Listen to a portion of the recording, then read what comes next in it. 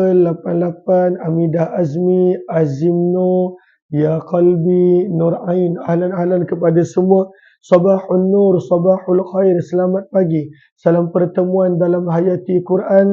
Dan kali ini kita telah tiba pada siri yang ke-696.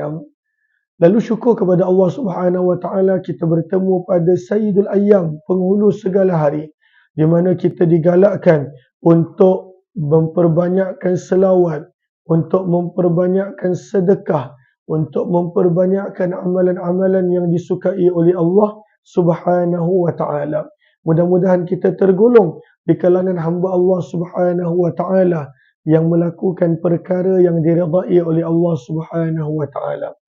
InsyaAllah pada siri yang ke-696 ini, 696, kita nak melihat ayat yang ke-8 daripada surah yang ke-9, surah At-Taubah.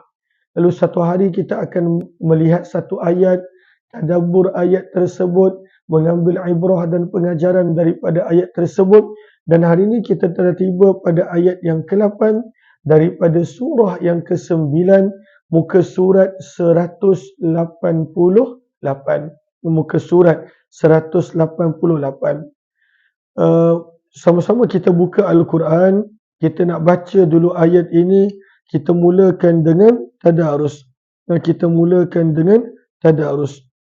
Mudah-mudahan adanya kebaikan, adanya keberkatan dan adanya hasanah bagi setiap huruf yang dibacakan. Lalu ayat yang ke-8, surah yang ke-9 At-Taubah, muka surat 188. A'udzu billahi minasy syaithanir rajim. Bismillahirrahmanirrahim. كيف وإن يظهروا عليكم لا يرقبوا فيكم إلا ولا ذمة يرضونكم بأفواههم وتأبى قلوبهم وأكثرهم فاسقون. صدق الله العظيم. Maka untuk ulang kaji tajwid pada ayat ini, kita nak melihat perkataan wa iyadharu. Maka perkataan wa iyadharu, apabila nun mati bertemu dengan ya, maka hukum nun mati ada 4. Kita pernah belajar nun mati apabila bertemu dengan huruf-huruf kerongkong, huruf-huruf halak yang 6, maka bacaannya adalah izhar. Nun dibaca jelas tanpa ada sebarang dengung. Namun, kalaulah dalam situasi ini, huruf nun mati bertemu dengan ya, pada ayat yang ke-8 ini, perkataan itu datang pada perkataan yang kedua. Wa iyadharu. Nun mati bertemu dengan ya, maka dalam bacaan tajwid, ianya dibaca dengan idgham. Apakah maksud idgham? Idgham bermaksud huruf nun tidak dibaca, sebaliknya terus dibaca kepada ya dalam keadaan dikekalkan sifat nun tersebut iaitu gunnah. Maka dibaca ya dan dikekalkan gunnah sebanyak 2 harakat. Maka sebab itu bila kita baca wa iyadharu, nun dah tak baca dah. Terus masuk kepada huruf selepasnya. Dan huruf-huruf yang akan berlaku idgham apabila bertemu dengan nun mati adalah huruf yarmalun, huruf ya, huruf ra, mim, lam, waw dan juga nun. Ada 6 huruf. Bererti kalaulah selepas nun mati datang salah satu daripada 6 huruf ini, maka menjadilah nun tak dibaca huruf yang yang diidghamkan tersebut. Ada 6 huruf. Yarmalun, huruf ya, huruf ra, huruf mim, huruf lam, huruf waw dan juga huruf nun, yang mana ringkasannya adalah yarmalun. Ya, ra, mim, lam, waw dan juga nun.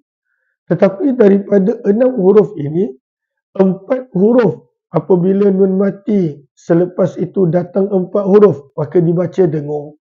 Dan 2 huruf tak boleh dibaca dengung. Huruf yang apabila nun mati berlaku idgham yang tak dibaca dengung adalah huruf lam dan ra. Lam dan ra. Bila nun mati bertemu dengan lam ataupun dengan ra, maka tak boleh dibaca dengan dengung. Maka ini adalah ulang kaji tajwid untuk hari ini. Kemudian yang kedua yang kita nak lihat adalah perkataan yazharu. Wa in yazharu. Maka dha adalah antara huruf yang tebal. Antara huruf yang tebal. Namun bila kita baca dha tebal, kita tak boleh baca ya tebal. Menjadi kebiasaan apabila seseorang tu nak baca huruf tebal, huruf sebelumnya turut menjadi tebal. Maka tak boleh. Maka dha tebal kerana ada padanya isti'la, ada padanya itba'. Namun ya tidak boleh tebal. Maka macam manakah cara bacaannya? Wa in yazharu. Maka ini adalah ulang kaji tajwid untuk hari ini. Jom kita lihat terjemahan. Kita telah tadarus, telah ulang kaji tajwid. Maka firman Allah Subhanahu wa taala pada ayat yang ke-7, firman Allah kaifa. Kaifa ini adalah istifham inkar. Yang mana tak kaifa ini terjemahannya adalah bagaimana. Tetapi bagaimanakah terjemahan dia? Kalaulah nak dilihat dalam tafsir, maka boleh letak dalam kurungan. Firman Allah kaifa. Maka apakah terjemahannya dalam kurungan? Bagaimana itu adalah terjemahannya. Kaifa bagaimana. Dalam kurungan. Boleh dikekalkan perjanjian dengan golongan musyrikin tersebut. Maka kaifa. Bagaimana mungkin. Bagaimana boleh dikekalkan perjanjian dengan golongan musyrikin tersebut. Golongan musyrikin yang mana? Golongan musyrikin yang Allah sebut pada ayat yang keempat. Mereka yang mana sentiasa melanggar perjanjian. Mereka yang mana sentiasa berusaha untuk menyerang dan mengalahkan umat Islam. Maka sebab itu Allah tanya lagi soalan. Kaifa? Bagaimana mungkin? Bagaimana boleh nak dikekalkan perjanjian dengan golongan musyrikin yang seperti itu? Maka bagaimanakah golongan musyrikin tersebut? Allah terangkan pada ayat ini. Jom kita lihat terjemahan. Wa dan in jika sekiranya yazharu mereka menang alaikum ke atas kamu. Allah kata cuba bayangkan kalaulah mereka ini menang ke atas kamu. Apakah sifat mereka? La yarkubu. Maka la yarkubu. Pasti mereka tidak akan menjaga. La yarkubu. Mereka tidak akan menjaga. Mereka takkan memelihara. Mereka takkan mengambil berat. Illa fikum. Terhadap kamu. Sebab waktu ni umat Islam kalah. Lalu kalaulah mereka menang. Mereka tak akan menjaga pada kamu terhadap kamu. Illa sebarang hubungan keluarga. Walaupun kamu ada kekeluargaan dengan mereka, mereka tak peduli. Walaupun kamu ada persahabatan katakanlah dengan mereka, mereka tak akan peduli. Mereka tidak akan menjaga sebarang hubungan keluarga. Wala zimmah, dan mereka tidak akan menjaga sebarang perjanjian. Mereka tak akan, kita kata, kenapa serang kita? Bukankah kita ada perjanjian damai? Mereka tak akan menjaga sebarang perjanjian. Ini kalaulah mereka menang. Tapi kalaulah mereka perang umat Islam dan mereka kalah. Mereka kalah. Bagaimana pula keadaan mereka? Firman Allah, yurdunakum. Mereka sentiasa menggembirakan kamu. Mereka sentiasa menjadikan kamu redha. Dengan apa? Biafwahihim. Dengan mulut-mulut mereka. Mereka suka puji kamu. Mereka suka untuk puji berlebihan kepada kamu. Namun firman Allah Subhanahu wa taala, wa ta'ba, dan dalam keadaan ta'ba, mengingkari, tidak bersetuju, menolak kamu, qulubuhum, hati-hati mereka. Dekat lidah mereka puji, dekat hati sebenarnya mereka benci. Maka firman Allah menutup ayat ini, wa aktsaruhum fasikun, dan kebanyakan mereka adalah fasiqun, golongan fasik, golongan yang melampaui batas. Maka ini adalah terjemahan. Maka kalaulah kita baca terjemah secara terus, maka sebenarnya Allah bertanya soalan kepada kita, kaifa wa in yadhharu, bagaimana mungkin nak mengekalkan perjanjian dengan golongan musyrikin tersebut. Sekiranya mereka menang, mereka tidak akan menghormati dan menjaga sebarang hubungan keluarga pada kamu dan juga sebarang perjanjian. Dalam kurungan lagi, namun kalaulah mereka kalah, yurdunakum, mereka akan menggembirakan kamu, menjadikan kamu reda dengan mulut mereka, namun hati mereka mengingkari perkara tersebut. Wa aktsaruhum fasiqun, dan kebanyakan mereka adalah orang-orang yang melampaui batas. Ayat yang ke-8 ini masih lagi menerangkan golongan musyrikin yang pernah ada perjanjian dengan Nabi tetapi memungkiri dan mengkhianati. Maka kadang-kala timbul soalan, buatlah perjanjian dengan orang tersebut, buatlah perjanjian dengan orang ini. Maka Allah terangkan, buat apa nak buat perjanjian dengan orang yang sebenarnya sentiasa mengambil kesempatan, sentiasa nak memerangi kamu wahai umat Islam. Kalaulah mereka menang, mereka takkan mengambil berat apa-apa tentang kamu. Kalaulah mereka kalah, mereka akan sentiasa menggembirakan kamu dengan pujian yang hanya pada lidah. Dan inilah sikap golongan orang-orang yang fasik.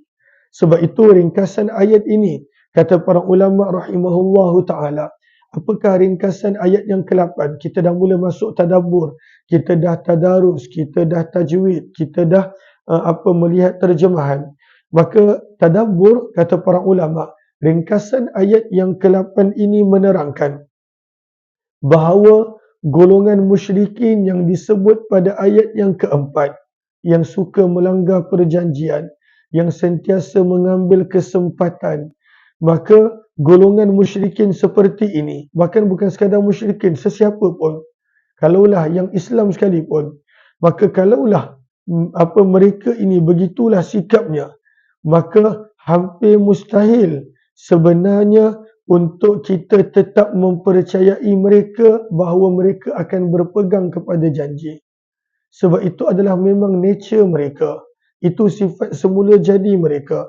Maka sebab itu ayat yang ke-8 ini menerangkan, kalaulah itu sifat dia, dia sentiasa walaupun dalam perjanjian dengan umat Islam, dia membantu musuh umat Islam, dia merancang untuk mengalahkan umat Islam. Kalaulah itu sentiasa sifat dia, berkali-kali dah langgar perjanjian, maka firman Allah Subhanahu wa taala, ringkasan daripada ayat ini, sebenarnya hampir mustahil untuk umat Islam tetap mempercayai mereka.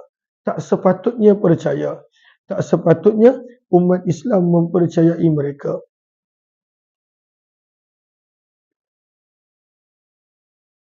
Maka pengajaran yang pertama yang kita boleh dapat, kita ambil daripada perkataan kaifa sahaja, yang mana terjemahannya digabungkan dengan tafsir berbunyi, bagaimana mungkin, kaifa, bagaimana boleh, bagaimana mungkin, siapa untuk umat Islam tetap mempunyai perjanjian dengan golongan musyrikin tersebut. Bagaimana mungkin, bagaimana boleh nak dikekalkan perjanjian dengan golongan musyrikin seperti itu. Maka apa pengajaran dia? Pengajaran yang kita dapat, orang yang dah berkali-kali melanggar janji, orang yang dah berkali-kali mengambil kesempatan ke atas kita, kita tak sepatutnya menjadikan mereka ini sahabat, kawan ataupun teman. Tak sepatutnya. Jangan berharap dia nak berubah, selagi mana dia tidak betul-betul berubah, walaupun tak mustahil. Oleh sebab itu Allah menerangkan kaifa, bagaimana mungkin orang, maka umat Islam mungkin mempersoalkan, alah, buatlah perdamaian baru, buatlah perjanjian baru, tapi mereka ini sifat mereka begitu, melanggar perjanjian, menolong musuh Islam. Sebab itu pengajaran yang pertama daripada kaifa sahaja. Kaifa, bagaimana mungkin nak dikekalkan perjanjian, dibuat perjanjian dengan mereka yang sentiasa melanggar perjanjian. Maka pengajaran untuk kita adalah bagaimana mungkin kita boleh tetap berkawan dengan orang yang contohnya ambil kesempatan pada kita, dengan orang yang sentiasa melanggar perjanjian dengan kita. Bagaimana mungkin kita nak kekal berkawan dengan orang seperti itu?